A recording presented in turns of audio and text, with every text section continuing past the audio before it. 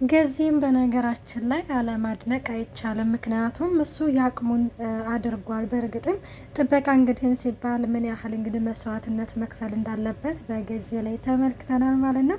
እና ገዚ እንግዲህ ግን ያው በመጀመሪያ ሲገቡ እንግዲህ ሁለት ሆነው ነበረ እና የአቅሙን እንግዲህ ተራርቷል። በቃ ማነክ ምንድነክ እያለም ሁሉ እንግዲህ እያለ ነበረ እና በዚህ ጊዜ እንግዲህ አንደኛው ሮጦ በጎን ይሄዳል እና ይበታተኑና እንግዲህ ግን ሲደበቁበት በዚህ ጊዜም ወደ ኬዱ አረ በህግ አምላክ እያለ ነበር ገዚ።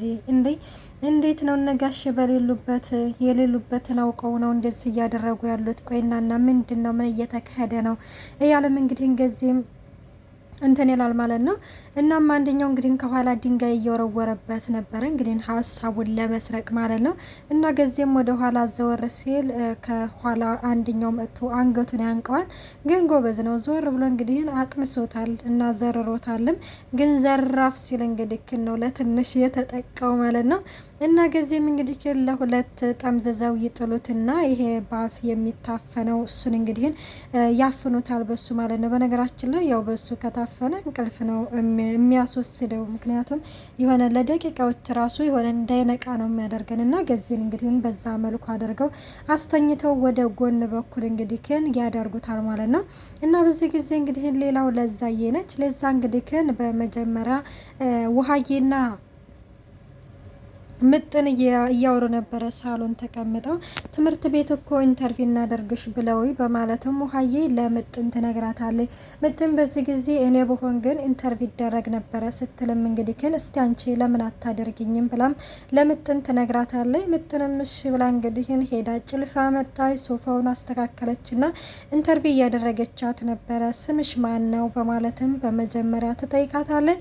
ከዛ ወዳ ደግሞ እንግዲህ ውሃዬ አሁን የምፈልገው ነገር ከዛ እንደምታመጭልኝ ጠይቂ ስትልም አይ በፍጹም እኔ ነኝ እኮ ጠያቂ፣ ስለዚህ የፈለኩትን ነገር መጠየቅ እችላለሁ፣ አንቺ መላሽ ብቻ ነሽ በማለትም እንትን ስትላት ውሃዬ እንግዲህ ምጥንን ስታደርቃት ምጥንም አንቺ ሲጀመር አድርቅ ነገር ነሽ ብላ እንዲሁም ከለዛ ጋር ጫወታለሁ ብላ ትታት ትሄዳለች ወደ ለዛ ጋር ማለት ነው።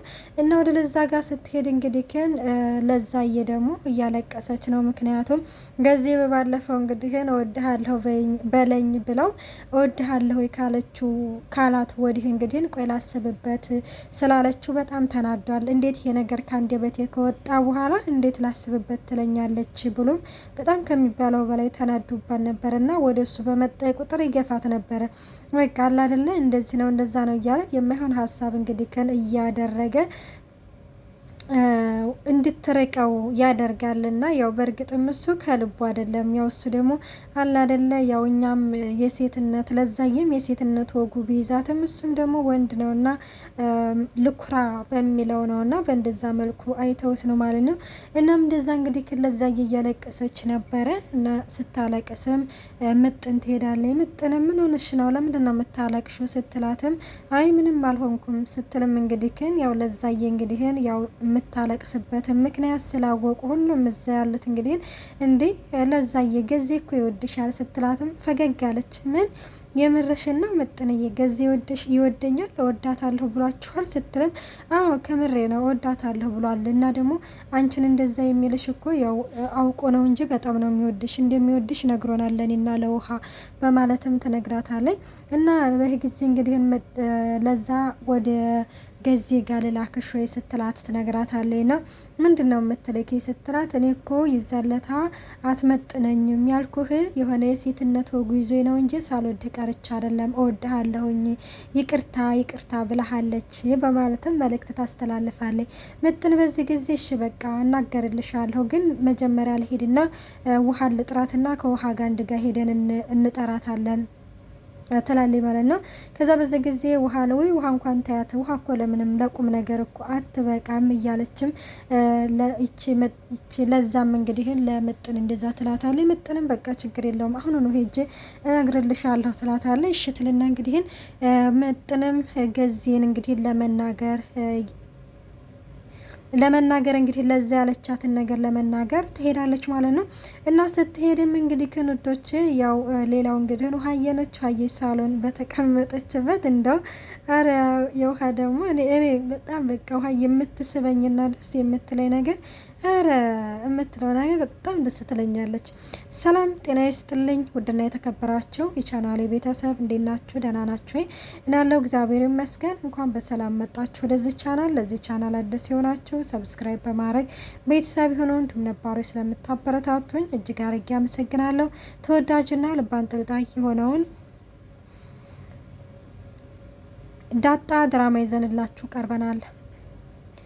እና ሙሀዬ ሳሎን በተቀመጠችበት ሁለት ጭንብል የለበሱ ወደ እሷ ጋር እየመጡ ነበረ። እሷ ግን ናታና አይደለ አንተኛው ደግሞ አርጁነክ እያለችም እንግዲህ ግን ምጥን ኬዳ ነው እያለች ነበረ። ምክንያቱም እሷ የሆነ በክፋት አላሰበችው ነበርና ከዛ የአክስትሽ ክፍል የት ነው የመድኃኒት ክፍል የት ነው ሲሏትም እንግዲህ መድኃኒት ደግሞ ማነች አለ መድኃኒት አክስትሽ ነቻ ሲሏትም እንግዲህ ግን እኔ አላቅም ብቻ አለ አይደለ ምክንያቱም ስለማትወዳት የሆነ አላቅም እንደማለት ነበር ያለችውና ከዛ ይች እንኳን ጅል የተባለችው ልጅ ነው መሰለኝ ስለዚህ ተዋትና እንውጣ ሲል አይ በፍጹም አይሆንም እሰራ ሲሉም እንግዲህ እናቴ ውሃዬ ግራውጪ ብላ ገፍትራቸው ሄደ። የተመቸች ግን ጎበዝ ነችና ገፍትራቸው እንግዲህ ትሄድና ወደ ዳጣ ክፍል ነበረ እየተደበቀችው እና በተደበቀችበትም እንግዲህ እነሱም ወደ ፎቅ ይወጣሉ እና ምጥንም እንግዲህ ወደ ማለት ወደ በር ወጣ እንግዲህ ገዜን እየፈለገ የነበረ ገዜን ደግሞ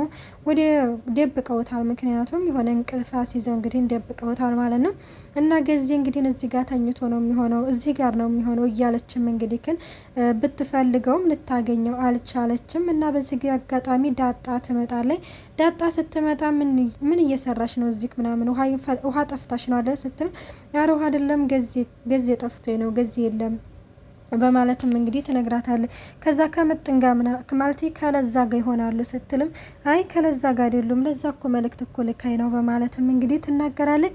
እና ታዲያ ይኪዶ ነው ይባላል አልገባኝም ስትልም እንግዲህ እንጃ ይኪዶ እንደሆነ ወይኔ እነማ እያለ መኖራቸውን አይቶ ወደ ውጭ ለመዝናናት ወጥቶ ይሆናል እና ይተዩትልና ዳጣም ነገሮቹን ቀለል አድርጋ ወደ ውስጥ ትገባለች ማለት ነው። እና ወደ ውስጥ በገቡበት ጊዜ በዚህን ጊዜ እንግዲህ ውሃዬ ትወጣለች ከገባች በስደት ትደናቀፍ ደግሞ በሩ ይመታታል።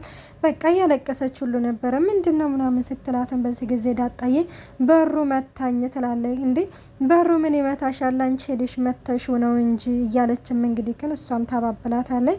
እና በዚህ ጊዜ እንግዲህ ሁለት ሰዎች እኮ ገብተው እኮ ወደ ላይ ወደ ፎቅ ወጡ ምናምን ስትልም ቆይ አንቺ ላይ በቀንም መቃጀት ጀመርሽ እንዴ ምናምን በማለትም ነገር የሚያላት ሰው የለም። ምክንያቱም የሆነ እሷን እንደሞኝ ስለሚመለከቷት ከዛ ዳጣም እንደዛ ትልና ዝም ትላታለች ማለት ነው።